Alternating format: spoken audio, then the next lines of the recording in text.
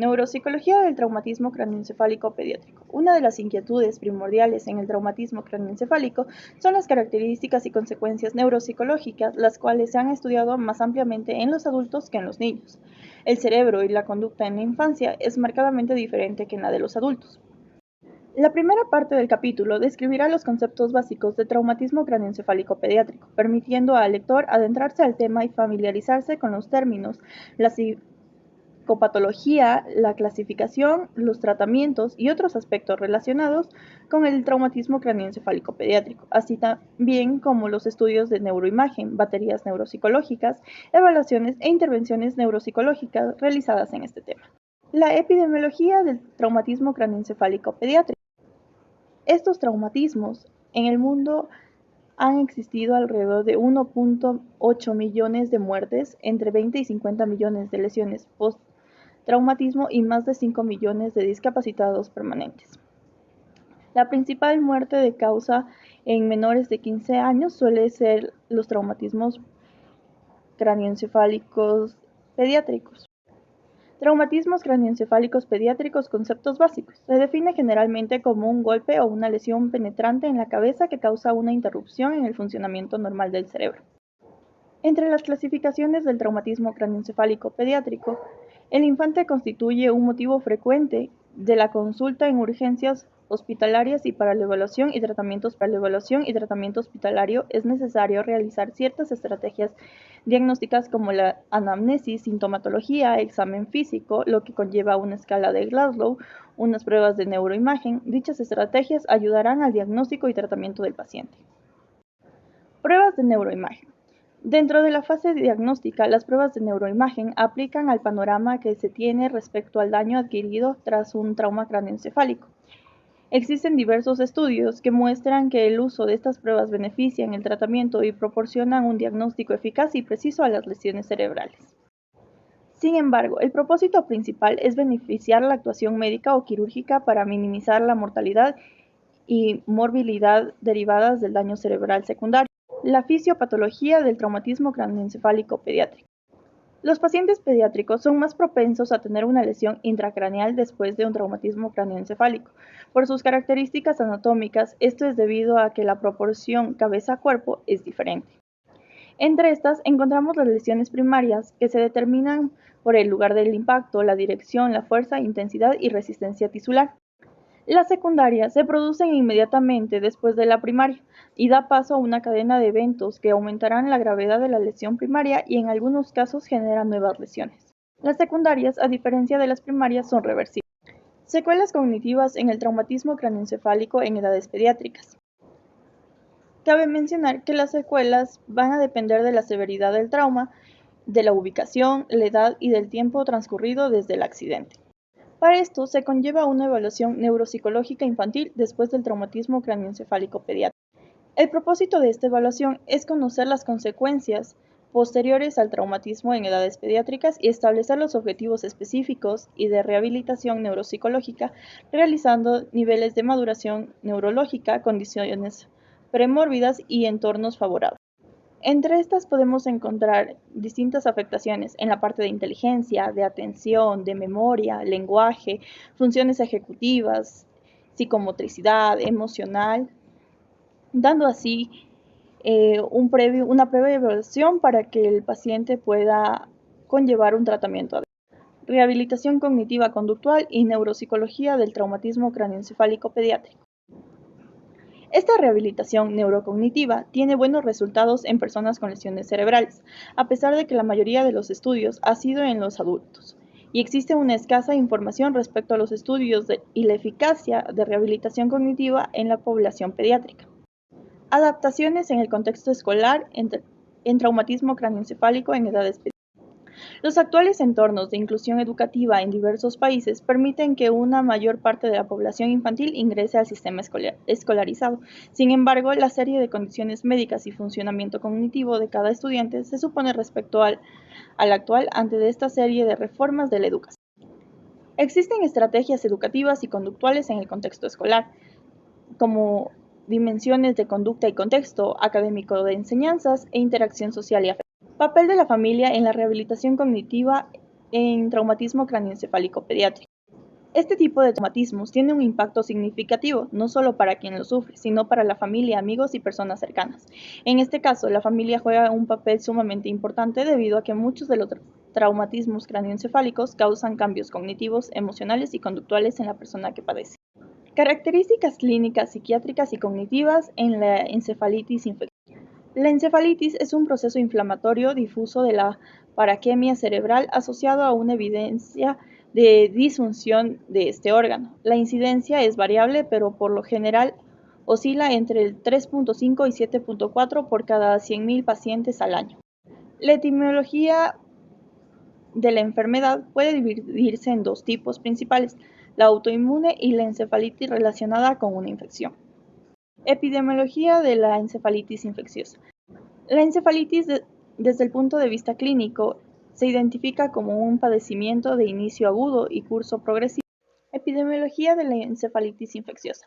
La encefalitis, desde el punto de vista clínico, se identifica como un padecimiento de inicio agudo y curso progresivo en personas que antes estaban sanas y en quienes existen datos de infecciones difusa o multifocal del sistema nervioso central. Etiología. La etiología de la encefalitis puede dividirse en dos tipos principales. Encefalitis autoinmune. Está medida por una respuesta autoinmune aberrante que puede ser causada por una infección viral reciente o por una vacunación. Encefalitis relacionada con la infección es una consecuencia directa de agentes patógenos virales, bacteriales o parasitarios. Respecto a esto se identifican distintos patógenos principales agentes infecciosos involucrados en la encefalitis. En estos pueden intervenir virus, bacterias y parásitos. En la de virus encontramos lo que puede ser herpes, arbovirus y otros. En la de virus podemos encontrar lo que viene a ser herpes, arbovirus y otro tipo de virus. En bacterias podemos encontrar muy frecuentemente el Streptococcus y parásitos, los hongos y la patología de la encefalitis. La patología de esta enfermedad requiere la presencia de un organismo invasor que debe ser capaz de evitar las defensas del organismo huésped y navegar por varios pasos desde la colonización o entrega al cuerpo hasta la provocación de las respuestas inflamatorias. En sintomatología y clasificación podemos observar como síntomas podemos tener lo que viene a ser fiebre, dolor de cabeza, alteraciones en los niveles de conciencia y otros signos neurológicos focales o difusos, como pueden ser afasias, hemiparesias o crisis epilépticas, movimientos anormales de localización auricular o facial, déficit cognitivo, entre otros que desorientan y alteran la memoria. Estudios clínicos y de laboratorio. En diagnóstico de la encefalitis requiere la evaluación completa que incluya una historia clínica, examen físico, estudios de laboratorio, exámenes de neuroimagen, neurofisiológicos y pruebas desarrolladas para identificar el agente causal específico. Entre estos exámenes podemos obtener exámenes de neuroimagen, electroencefalogramas, exámenes de laboratorio, pruebas de reacción polímeras en cadena, evaluación y rehabilitación neuropsicológica. La terapéutica farmacológica, la administración rápida de un tratamiento tiene una influencia significativa en la sobrevivencia y el grado de daño cerebral permanente. En la encefalitis, la intervención temprana es necesaria para interrumpir el proceso patogénico y preservar los tejidos cerebrales y permitir la restitución. También podemos llevar a cabo tratamiento médico con antivirales, corticoides, anticonvulsivos, neurolépticos o antipsicóticos. En estos casos, los papeles familiares es de vital importancia en algunos casos para la prevención de la enfermedad y en otros la participación durante el proceso de rehabilitación del paciente.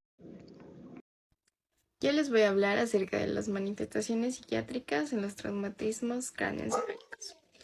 Hay que tener en cuenta que todos los traumatismos craneales, los trastornos vasculares, los trastornos degenerativos, exposiciones a tóxicos, procesos infecciosos, neoplasias, anoxias, trastornos metabólicos, endocrinos y carencias nutricionales son capaces de dañar las estructuras neuroanatómicas y alterar el funcionamiento neurológico de estas.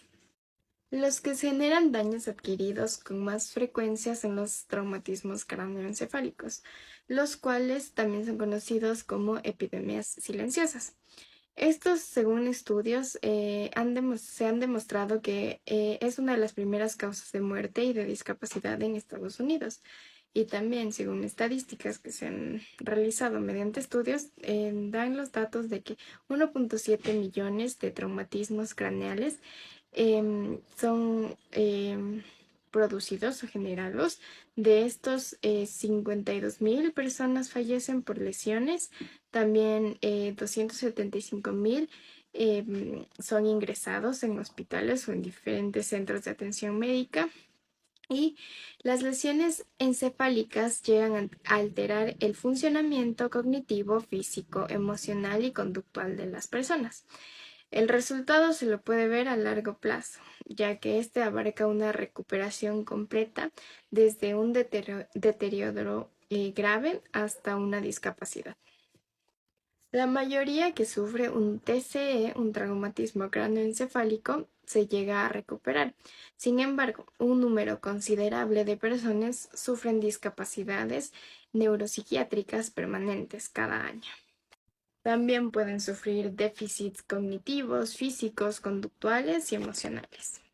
Estos también pueden ser la causa de un estrés significativo para las familias o las personas próximas, las personas que sufrieron un TCE, ya que a partir de este se pueden generar complicaciones como suicidios, divorcios, desempleos, dificultades económicas, consumo de drogas o de otras sustancias. Ahora les voy a hablar acerca de la epidemiología y los factores de riesgo que pueden producir un TCE. Bueno, las causas más frecuentes de un TCE son caídas en un 35,2%, también accidentes de tránsito, un 17,3%, también golpes con objetos en un 16,5%, agresiones en un 10% y causas desconocidas en un 21%. Cabe recalcar que los hombres tienden más a sufrir un TCE, con una tasa de 1.4 veces mayor a que las mujeres. También suelen ser más frecuentes en niños de 4 años o menos. También esto es seguido de adolescentes mayores entre 15 y 19 años aproximadamente, y las tasas más elevadas de ingreso y fallecimiento por un TCE están en ancianos mayores de 75 años. Las caídas producen lesiones en niños menores de 15 años y adultos de más de 55 años. Investigaciones mencionan que alrededor del 56% de los adultos que suelen tener lesiones encefálicas tenían una alcoholemia elevada. El 49% una alcoholemia en nivel legal, por decirlo así, y también es importante reconocer que el riesgo de una segunda lesión es 3 veces más alto al ya haber padecido de un TCE. Y si es que existe una tercera ocasión, el riesgo puede ser de 10 veces más que la segunda vez, como mencioné anteriormente. Ahora, en cuanto a la fisiopatología. Un trastorno cráneoencefálico es un conjunto de trastornos. El daño es el resultado de las fuerzas ejercidas sobre el encéfalo en el momento de la lesión, conocida como una lesión primaria. Luego de esto se generan unos procesos fisiológicos los cuales pueden generar edemas o hipoxia. A estos se les conocen como lesiones secundarias. El daño que se produce puede ser focal, difuso o ambos. El daño focal típicamente es el resultado de una contusión o una lesión de un tipo de masa que se genera en nuestro encéfalo o en el lugar que se produjo la lesión. Esto por lo general, este tipo de masitas se generan cuando tenemos un golpe o hay caídas y por lo general genera una fractura del cráneo y también hematomas. Los hematomas pueden aparecer en el punto de contacto, o sea, en el lugar donde nos golpeamos en la cabeza o en una zona contralateral al punto de contacto, o sea, al lado contrario del que nos golpeamos. Esto se conoce como una contusión por contragolpe. Las contusiones se observan con más frecuencia en los golpes en los lóbulos frontales, las caras inferiores de los lóbulos frontales, la corteza por encima y por debajo del operáculo de la cisura de Silvio. Lo malo de esto es que la presencia de estas contusiones contribuyen a una necrosis neuronal y una presión intracerebral. Estos hematomas y estas contusiones pueden producir lesiones en los pares craneales, también en el hipotálamo, en la hipófisis y en nuestros vasos sanguíneos de la cabeza. El daño, como es difuso, llega a afectar a múltiples estructuras neurológicas, como mencioné anteriormente. También se puede producir una lesión axonal difusa, la cual es de tamaño traumático y microscópico de los axones, ya que se ven afectados en nuestro encéfalo. Por lo general y con más frecuencia, estas afecciones se dan en la sustancia blanca. Esto llega a alterar la función celular y la estructura de las neuronas. Muchas veces al realizar las tomografías o también las resonancias magnéticas, esta lesión axonal difusa se ve pasada por alto, ya que es de origen microscópico, por lo cual se han generado nuevas técnicas significativas como el tensor de difusión, imagen ponderada de superficialidad, también una tomografía por emisión de positrones. Estas ayudan a identificar un daño a nivel celular de una mejor manera. Los hematomas muchas veces suelen aparecer debido a hemorragias. Esto se conoce como una lesión secundaria, como ya mencioné antes. Esto puede desarrollar un edema cuando aumenta la cantidad de agua intracelular y también debido a que el cráneo de los adultos es fijo y no es capaz de expandirse, los hematomas y los edemas elevan la presión intracraneal, lo cual genera un mayor daño neurológico, ya que ciertas estructuras se ven deformadas o también se comprimen o el flujo sanguíneo se restringe a ciertas áreas. Entonces, esto como resultado puede generar una lesión isquémica. Por otro lado, se puede producir una hiperliberación de catecolaminas secundarias al TC, lo cual es capaz de producir una hipertensión transitoria. También una variación en la glucosa, variación en el cortisol, en hormonas tiroideas y alteran la función neurológica. También la liberación masiva de aminoácidos excitadores como el glutamato y aspartato de las células encefálicas lesionadas actúan como citocinas, dañando las células próximas y liberando una cascada de procesos autodestructivos. También las contusiones focales producen en ocasiones crisis epilépticas.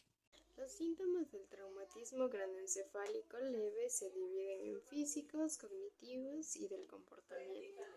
Entre los síntomas físicos tenemos náuseas, vómitos, mareos, cefalia, lo que es dolor de cabeza, visión borrosa, mayor sensibilidad a la luz y el ruido, líbido reducido, alteraciones del sueño, cansancio rápido, letargo y pérdidas sensitivas. En los síntomas cognitivos tenemos una menor atención, menor concentración, problemas en la percepción, problemas en memoria, problemas en la expresión del lenguaje, problemas en la comprensión del lenguaje y disfunción ejecutiva. Mientras que en los síntomas del comportamiento y alteraciones del comportamiento tenemos irritabilidad, desinhibición y labilidad emocional. Es importante mencionar las características clínicas. No existe un perfil único de características en un trauma cráneoencefálico, ya que este es el resultado de la localización, la profundidad, el volumen de la lesión focal que se ha generado. También hay que tener en cuenta la edad del paciente, cómo fue la lesión previa, el golpe, la caída o el accidente o a qué se enfrentó el paciente. También el consumo de alcohol, de alguna droga o alguna sustancia. Los TC suelen provocar déficits cognitivos, cambios de personalidad o conductuales, también trastornos psíquicos. Los dominios de atención, memoria, lenguaje y funciones ejecutivas son los más afectados comúnmente. Los problemas cognitivos a los que se enfrenta un paciente con traumatismo cráneoencefálico Uno de los más frecuentes es la alteración a la atención, ya que es un TCE afecta al sistema reticular activador, a la sustancia blanca prefrontal o de conexión también, por lo cual hay una menor concentración e incapacidad de seguir conversaciones en grupos, pierden el hilo de lo que se está leyendo, se distraen con facilidad, no son capaces de hacer más de una cosa a la vez. Existe una reducción en la velocidad del procesamiento de la información. Estas consecuencias son más notables en los TCE leves. Por lo general suelen limitar la cantidad de información que pueden procesar. La capacidad de responder rápidamente también se ve afectada, al igual que la capacidad de completar tareas en ciertos periodos de tiempo. Otro problema muy frecuente son los problemas de la memoria. La amnesia postraumática, la incapacidad de recordar información presentada después del accidente, se correlacionan con la gravedad de la lesión. Algunos pacientes también suelen generar una amnesia retrógrada, la cual es la incapacidad de recordar información adquirida antes del traumatismo. Los problemas con la adquisición, el almacenamiento y la recuperación de información nueva son más frecuentes. Hay que tener en cuenta que nuestra memoria no es un constructo unitario, por lo que hay distintos tipos de memoria, las cuales pueden verse afectadas. Por ejemplo, la memoria procedimental, es decir, la memoria de secuencias motoras que queda fuera del conocimiento consciente, se afecta característicamente menos que la memoria de información más basada en un perfil específico de déficit de memoria asociado al TC. Por otro lado, la memoria episódica, lo cual viene a ser, por otro lado, la memoria declarativa, la cual se divide en memoria semántica, la cual nos permite recordar datos específicos, y la memoria episódica, la cual nos permite recordar acontecimientos. Esta se ve más vulnerable a este tipo de lesiones. El hipocampo resulta especialmente vulnerable al daño del traumatismo cráneoencefálico. Las áreas prefrontales y frontales, como las cortezas prefrontal dorsal y órbito-frontal, son especialmente vulnerables a las contusiones y formaciones de hematomas. La capacidad de recuperar información antigua o adquirir previamente retornará antes que la capacidad de adquirir nueva información. También es posible que las personas con amnesia tengan o empiecen a confabular o generen falsos recuerdos.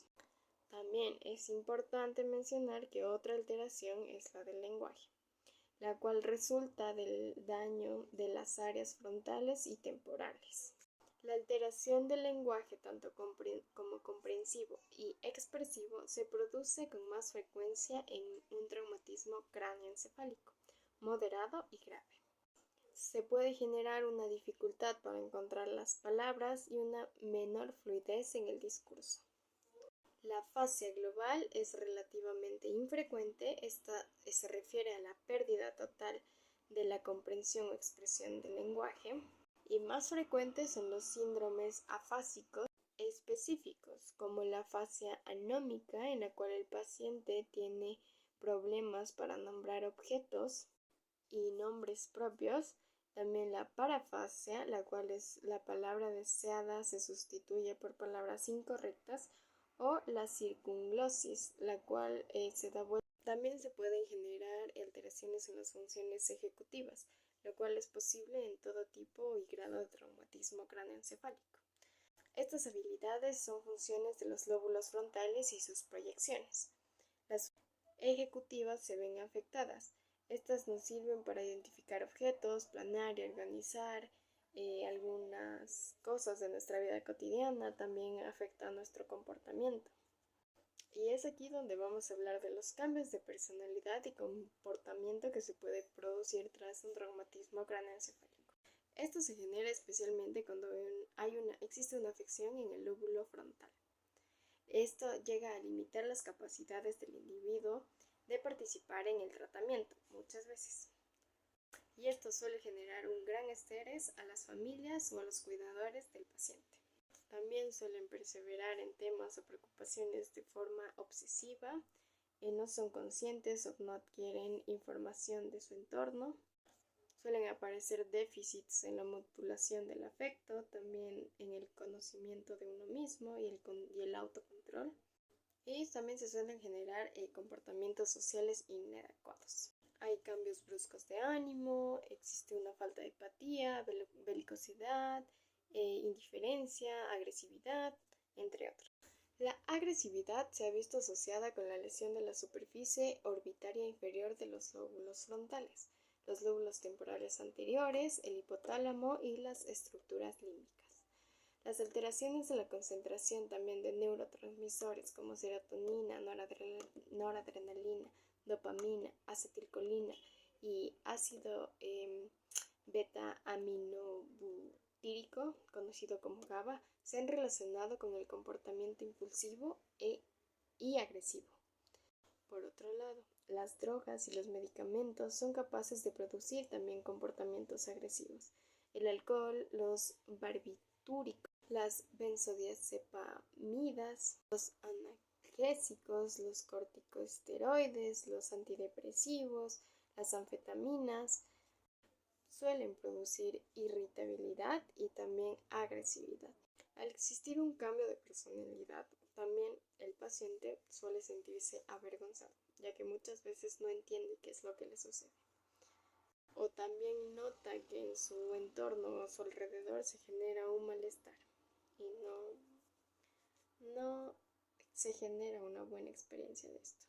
Dentro de los trastornos psiquiátricos que se asocian a un traumatismo craneoencefálico tenemos a una depresión mayor, un abuso y dependencia de alcohol, también trastornos de angustia, fobias específicas, ansiedad, trastornos de estrés postraumático, trastornos psicotípicos, trastornos de personalidad como por evitación, paranoide o esquizoide.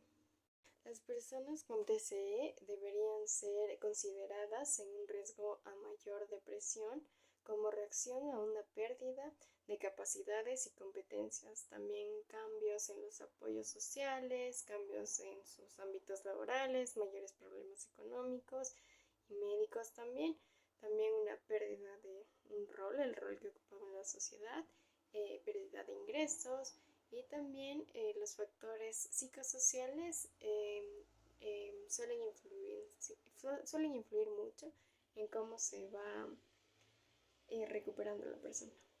También las personas que padecen TCE o que sufrieron un traumatismo craneoencefálico tienen un mayor riesgo de ideas asociadas al suicidio.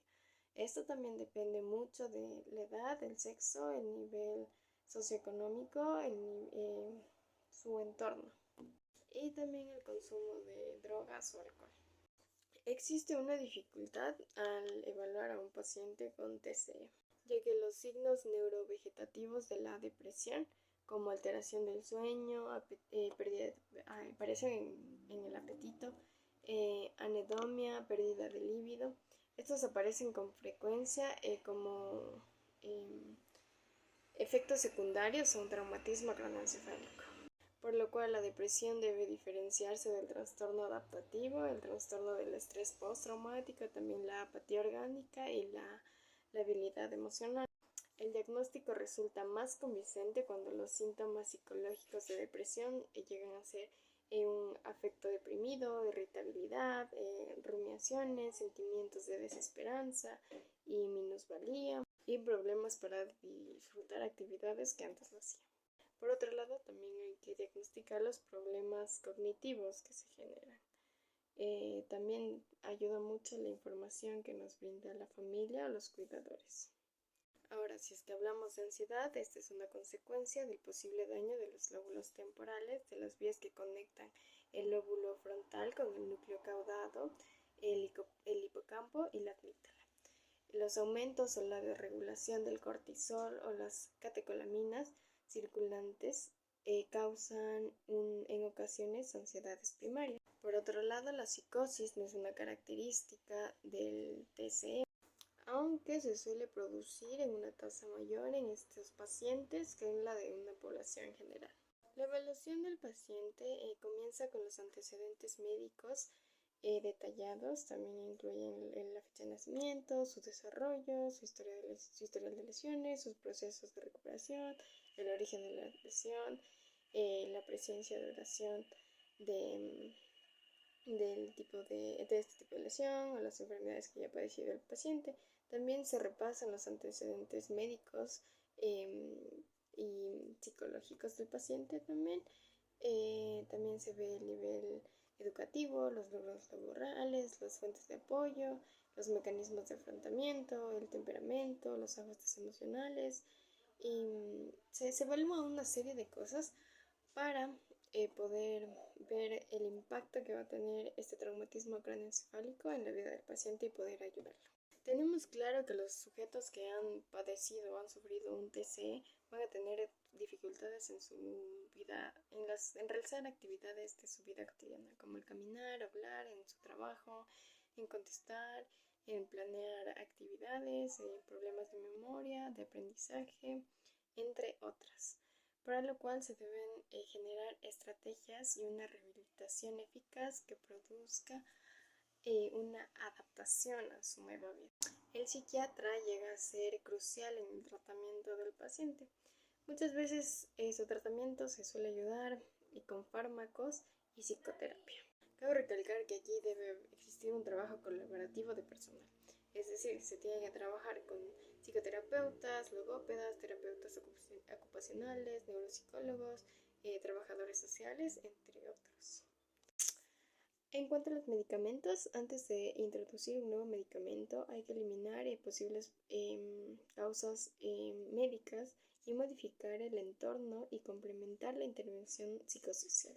También hay que tener en cuenta los efectos secundarios que pueden producir los medicamentos, ya que pueden llegar a ser preocupantes. Estos pueden ser sedación, alteración en la memoria, deterioro del aprendizaje, sequedad en la boca, estreñimiento, taquicardia, retención urinaria, diplopia, confusión, hipotensión y crisis epiléptica. Por lo cual tenemos que tener muy en cuenta cómo va a afectar cierto medicamento en otra parte del organismo del individuo para que no sea un problema, para que no se genere un problema mayor para el paciente. Otra cosa importante también es la dosis. Hay que intentar minimizar la dosis o dar la dosis necesaria para que no se generen estos efectos secundarios y tampoco una dependencia del medicamento. Y al igual como se va dando, se va retirando poco a poco en cuanto a la evolución del paciente. Entre estos medicamentos tenemos ansiolíticos. Uno de ellos, las benzodiazepinas. Este sirve para tratar la ansiedad. Sin embargo, no se recomienda usar a largo plazo en un paciente con TCE. La buspirona, en cambio, mejora la depresión, la ansiedad, las quejas sómnicas y también la distrabilidad. Esto afecta menos en la cognición que otros ansiolíticos. Sin embargo, esto puede causar cefalias, mareos y una mayor ansiedad también. El propanol, en cambio, favorece un tratamiento de la agitación y la agresividad que se genera después del TCE, pero puede causar hipotensión, bradicardias y depresión. También tenemos antiepilépticos, antipsicóticos y estimulantes. Como podemos ver, esto ayuda en una parte, pero también puede generar un desorden en otra. Entonces hay que generar un equilibrio, una homeostasis. También es importante que exista o que el paciente acuda a una psicoterapia, ya que esto le va a permitir mantener la esperanza durante el proceso de recuperación. También va a ayudar a procesar el duelo, ya que va a haber ciertas pérdidas, tanto en dejar de realizar ciertas actividades que antes hacía o ya no poder realizarlas más. También restablecer el concepto de uno mismo, ya que va a existir cambios en su personalidad y también en cuanto a lo que él era capaz de hacer antes y ahora ya no, definitivamente o con menos eficacia. La terapia cognitiva conductual, esta podría ser más apropiada para trabajar En conclusión, el tratamiento tiene que abordar las fuentes biológicas, psicológicas y ambientales del comportamiento y también promover un funcionamiento independiente y óptimo del individuo. Ahora yo les voy a hablar acerca de los correlatos psiquiátricos y consecuencias de los maltratos y negligencias, tanto a niños como a ancianos. Nos vamos a enfocar en este tipo de población. Todos los estados de Estados Unidos han aprobado leyes que obligan a los médicos y otros profesionales sanitarios a comunicar los malos tratos y negligencias hacia los niños y ancianos. No obstante, cada estado tiene su propia definición de malos tratos y negligencia infantil. Las legislaciones destinadas a proteger a los ancianos de los malos tratos nació del sistema de protección hacia la infancia. El interés federal por proteger esta población apareció por primera vez en los años 70. Es esencial que los médicos y otros profesionales sanitarios se familiaricen con los estándares y requisitos específicos para la declaración obligatoria en toda jurisdicción que trabajen. Por ejemplo, algunos médicos clínicos de salud mental tal vez crean que acusar a un cuidador o a los padres de un niño podría poner en dificultad la relación terapéutica. Sin embargo, si esto no se notifica a tiempo y a los servicios sociales estatales, este puede ser susceptible a demandas legales por no haber generado un informe a tiempo. Existen maltratos físicos, emocionales, psicológicos, sexuales y la negligencia. Los maltratos físicos van a depender del país, del estado, de las normas culturales, de la predisposición biológica. Estos factores van a influenciar en cómo es la educación, en cómo crían al niño. También los maltratos emocionales llegan a ser un daño mental en un niño que puede tener efectos permanentes y a largo plazo en su desarrollo. Estos malos tratos emocionales se manifiestan de distintas formas. Una de las formas es en perversión, es una forma de explotación que alienta el desarrollo de comportamientos inapropiados, degradación, que es un rechazo despectivo, también humillación, ridiculización o críticas que pueden incluir ser señalado vergonzosamente en público. También hay una crianza inconstante, aislamiento, rechazo, aterrorizar y ser testigo de violencia o crueldad. Al hablar de efectos a largo plazo, esto quiere decir que el niño que ha sufrido un maltrato emocional, puede desarrollar diferentes tipos de comportamientos en su adultez y adolescencia. Ahora, la negligencia es la forma más frecuente de malos tratos infantiles, comunicados a los servicios de protecciones estatales. La negligencia se define como cualquier acto reciente o ausencia de actuación por parte de un progenitor o cuidador que resulta en la muerte, daño físico o emocional grave, malos tratos o explotación sexual, o un acto o ausencia de actuación que supone riesgo inminente de un daño físico. La negligencia se divide típicamente en 5 categorías: negligencia emocional, negligencia física, médica, educativa y aumento de peso insuficiente. También esta es considerada por lo general una omisión más que una acción. Esto es más difícil de identificar que los malos tratos físicos porque no suelen estar presentes en las marcas fácilmente detectables de cicatrices o señales y hematomas. Algunos de los factores de riesgo más criticados son la morbilidad del niño, el entorno cultural, la violencia familiar, el estatus socioeconómico bajo, la enfermedad mental o física parental de los progenitores, que son a su vez víctimas de los malos tratos, y el aislamiento social y la disrupción de la familia. Estos suelen agruparse en 3 grupos de factores de riesgo: factores de riesgo asociados con el niño, factores de riesgo asociados con familia y factores de riesgo asociados con las características ambientales. La valoración que se debe realizar debe incluir una amnesis, una exploración física, una evaluación del desarrollo y pruebas analíticas relacionadas.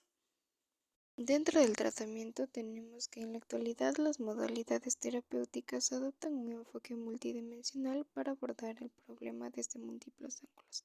También existe un tratamiento parental y un tratamiento hacia el niño.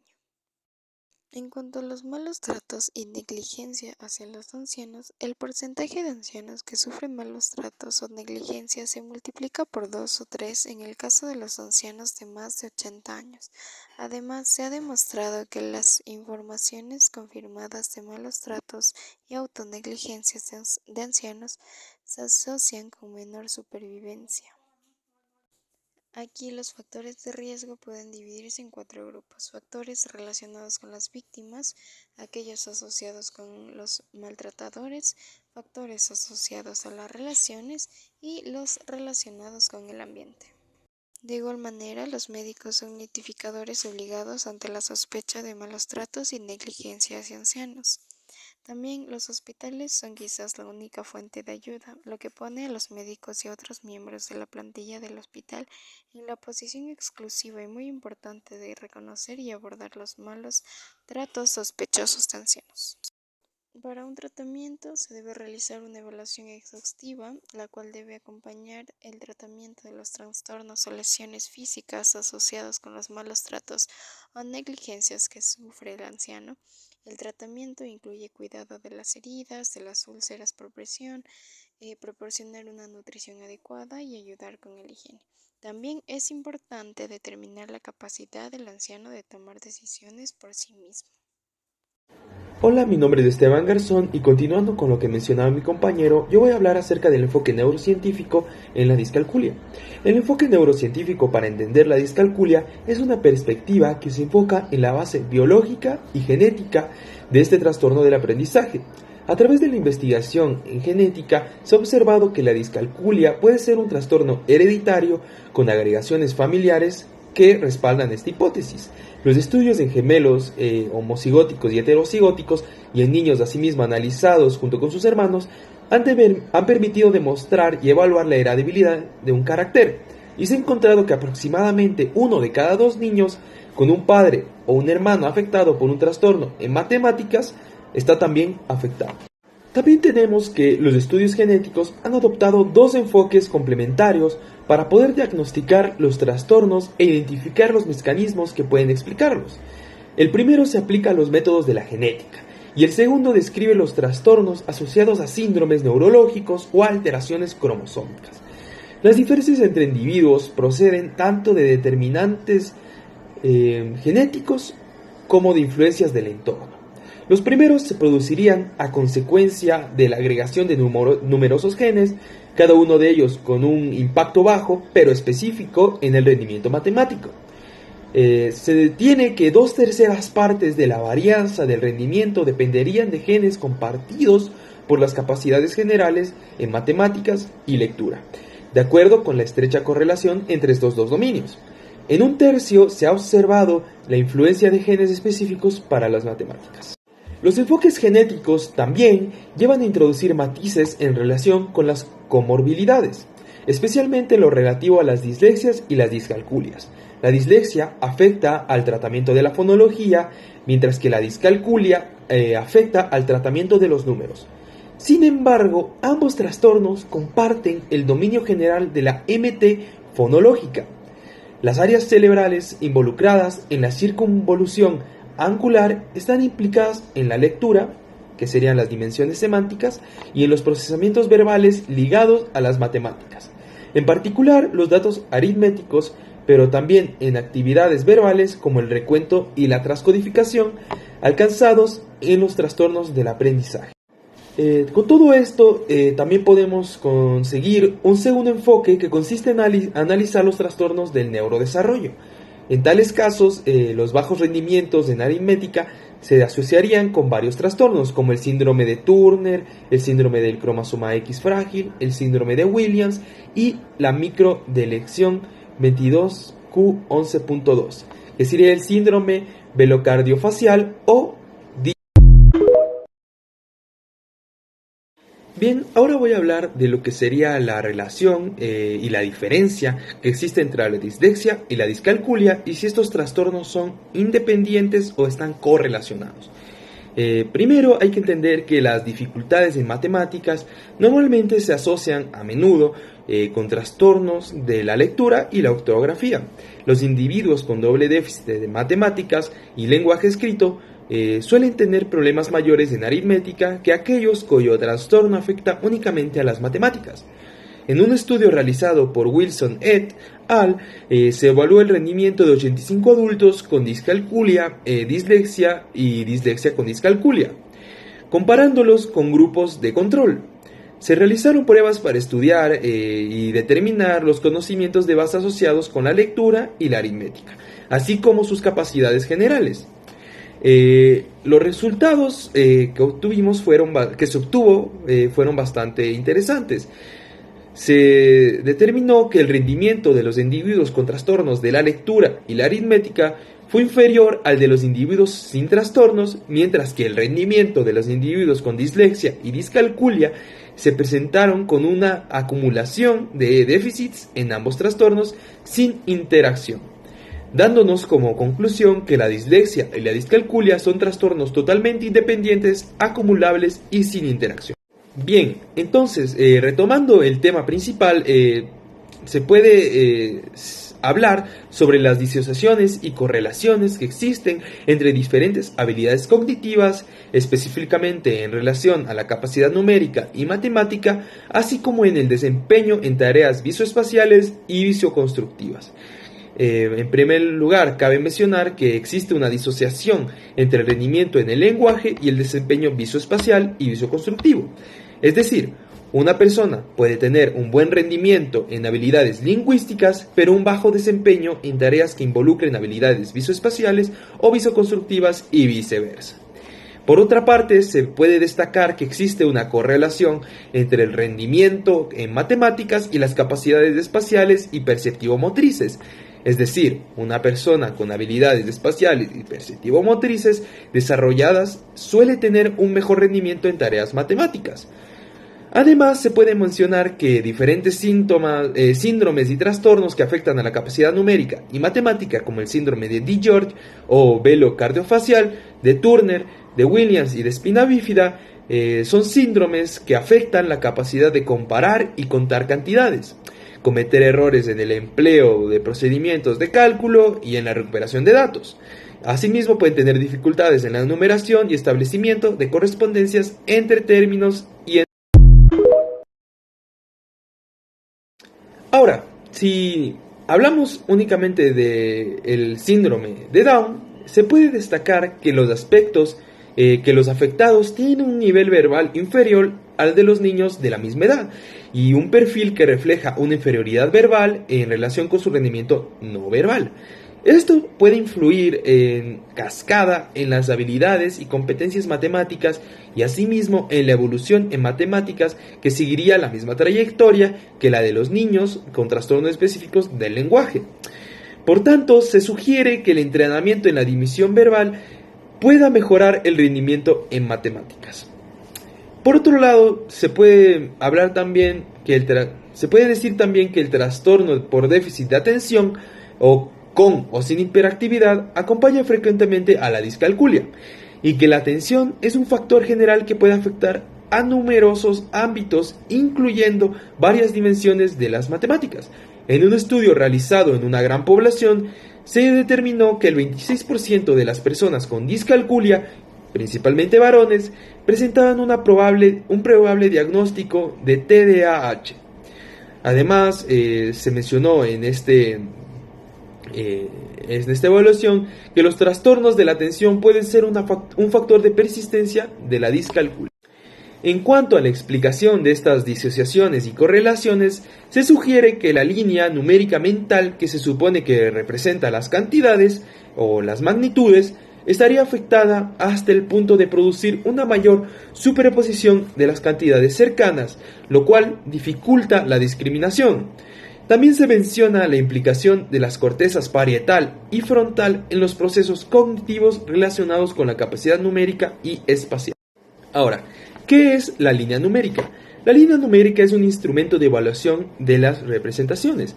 Numerosos autores y profesionales clínicos utilizan la línea numérica como una prueba en la que los participantes deben colocar en segmentos delimitados indicaciones en código arábigo, del 0 al 10 frente a 0 a 100 o de 0 a 1000, etc. Más raramente en código verbal e incluso en formato analógico, de determinadas magnitudes o cantidades. Un ejemplo de esta línea numérica sería que los participantes colocaran en un segmento del 0 al 100 una veintena de números.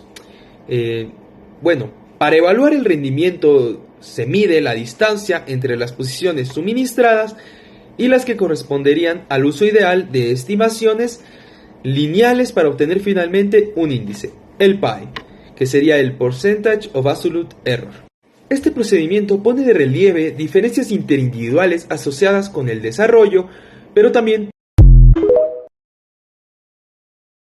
en esta evaluación la estimación mejoraría con la edad o con el grado de escolarización, por lo que no habría que preocuparse si se representan ciertos fallos a ciertas edades. Por ejemplo, en una línea que va del 0 al 10, el porcentaje de errores pasa del 40% al final del curso preparatorio, de los 6 a 7 años, el 4% en el segundo curso elemental, de 8 a 9 años. En la línea del 0 al 100 varía del 19% al final del CP, al 8% al término del CE2. En la línea del 0 al 1000 evoluciona del 21% para el primer curso elemental, que sería de 7 a 8 años, al 14% en el primer curso medio, que es de 9 a 10 años, y después del 7% en la clase de sexto, que sería de 11 a 12 años en el sistema educativo francés, hablando todo esto, para finalmente alcanzar el 1% en los adultos. El interés que existe por el rendimiento en la línea numérica procede de la insistencia de los investigadores en señalar que los valores del PI y su carácter lineal o logarítmico están correlacionados con el rendimiento aritmético tanto en el momento de la prueba de la línea como en el rendimiento posterior. Sería un índice de organización de los conocimientos en la memoria relativa a los números. David Geary señala que los alumnos con rendimiento normal realizan en la línea trazos que llevan a una representación lineal.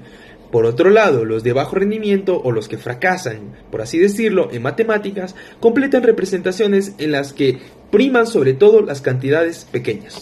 Bien, para continuar voy a hablar sobre el tercer y último enfoque, que sería el del funcionamiento cerebral relacionado con las habilidades aritméticas, que se centra en identificar las áreas cerebrales asociadas con el procesamiento normal o problemático de las tareas aritméticas. Se ha demostrado que las lesiones en el surco intraparietal o SIP, la circunvolución angular, la circunvolución supramarginal y la corteza perisilviana están relacionadas con la acalculia. Los estudios de imagen por resonancia magnética funcional RMF han revelado que la corteza parietal posterior derecha e izquierda y la corteza prefrontal se activan durante las tareas matemáticas. Además, el SIP y la circunvolución angular tienen papeles diferentes en las visiones visomotrices y visoespaciales, respectivamente. Los tratamientos aritméticos involucran procesos específicos del número y procesos cognitivos generales como la atención, la memoria a corto plazo, la toma de decisiones, etc. Estos procesos evolucionan durante el desarrollo y las modificaciones continúan a lo largo del tiempo. En los niños existe una especialización creciente de la corteza parietal y una disminución de la dependencia de la corteza prefrontal en relación con la memoria de trabajo y las funciones ejecutivas. Los niños con discalculia presentan anormalidades neuronales, incluyendo una menor activación de la red frontoparietal y una falta de modulación de la activación parietal de acuerdo con la dificultad de las tareas. La complejidad de los procesos involucrados y las diferentes fuentes posibles de dificultades hacen que el diagnóstico y la elección de las modalidades terapéuticas sean complicados. Pasando para el tema de las dificultades en aritmética hasta la discalculia, este tema durante muchas investigaciones vieron que los datos relativos al desempeño académico y a la inserción profesional muestran que las personas con bajo rendimiento en matemáticas reciben salarios inferiores y ocupan posiciones sociales menos valoradas. Todos los individuos censados como poseedores de bajas puntuaciones en este ámbito no presentan necesariamente una discalculia. Y normalmente cuando hay ese obstáculo, normalmente se pide ayuda, por ejemplo, a nuestros padres, a un compañero o hasta un docente que nos ayude a superar este obstáculo. Sin embargo, a veces no se consigue. Entonces se habla de resistencia a la intervención en casos que cuando sucede con estos individuos. Y este fracaso perdura hasta el extremo de poner en riesgo en cascada la comprensión y el aprendizaje de las nociones posteriores. En semejante situación puede sospecharse la existencia de un trastorno que debe constatarse y si se confirma conducirá a un abordaje cuya forma y duración dependen de la naturaleza y la gravedad de las dificultades diagnosticadas. Ahora, viendo las aportaciones de la neuropsicología a la comprensión de los números, a partir de las observaciones de los neuropsicólogos que fueron llevados en los años 70 a sistematizar los procedimientos y elaborar concepciones funcionales de los trastornos aritméticos. Estos enfoques llamados de casos únicos han contribuido a descubrir que, al contrario de lo que señalan las ideas unicistas de la capacidad matemática, existen tipos diferentes de conocimientos que contribuyen a los tratamientos matemáticos. Tenemos los conocimientos factuales, que digamos saber que es 3 por 2 es 6 sin necesidad de contar. Los procedimentales, que es saber resolver una multiplicación con llevadas. Y conceptuales, que es saber que la suma y la resta son operaciones inversas. Y a partir de los años 90, gracias a los avances de las técnicas de la neuroimagen cerebral, la neuropsicología evolucionó hasta una perspectiva anátomo-funcional y se formó el modelo llamado triple código. Este modelo postula la existencia de 3 tipos de representaciones. Tenemos la representación verbal, que reenvía a las formaciones auditivas y verbales de denominaciones de cantidades y trata la formulación y la memorización simbólica verbal de las cantidades del cálculo mental, de las operaciones simples y el almacenamiento y memoria de los datos numéricos. Esta representación se sitúa en el hemisferio izquierdo.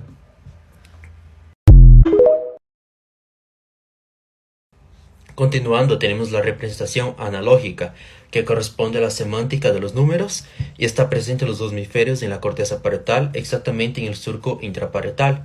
Y por último tenemos la representación arábiga, un sistema logográfico bioespacial independiente del lenguaje y de las letras, utilizada para la resolución de operaciones complejas y está presente en las áreas occipitotemporales de los 2 hemisferios.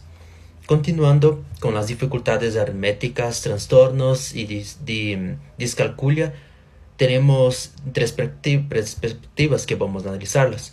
Tenemos primero un enfoque conductual. Este enfoque está relacionado con el comportamiento y con el rendimiento. Y este enfoque pretende determinar si se debe considerar a los individuos como portadores de dificultades más o menos importantes. Y se habla, por ejemplo, de resultados bajos aritméticos o muy bajos, o como personas que manifiestan uno o varios trastornos profundos de la aritmética.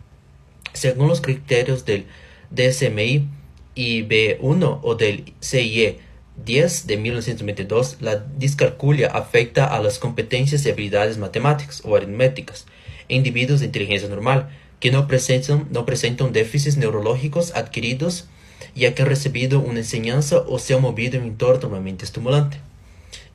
Siguiendo tenemos el enfoque cognitivo.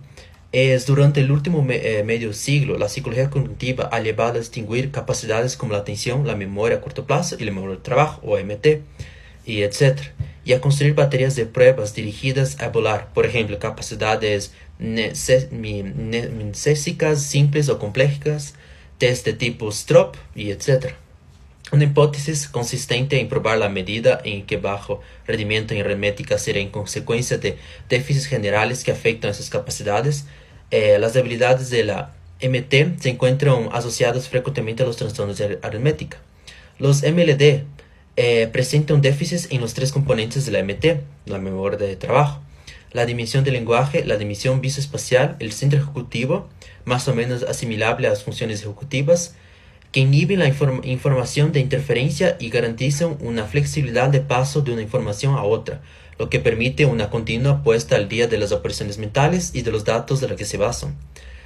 Los LA tienen un rendimiento medios en el bucle fonológico y en el ámbito bioespecial. La actualización, que es un componente de las funciones ejecutivas, desempeña un papel fundamental para el aprendizaje aritmético con los niños de los primeros cursos de educación primaria, y la velocidad de tratamiento también contribuye y de manera independiente a la memoria de trabajo. En general, los MLD y los LA son lo más lentos que los TA, lo que afecta la codificación, el reencuentro o la recuperación de los. En general, los MLD y los LA son más lentos que los TA, lo que afecta la codificación, el recuento y la recuperación de los datos aritméticos. Esa distribución compleja de subgrupos de individuos que presentan dificultades o trastornos de matemáticas obliga a poner en marcha procedimientos de diagnóstico también complejos y a tener en cuenta las dimensiones específicas matemáticas y de otro tipo que atañen a la capacidad cognitivas generales.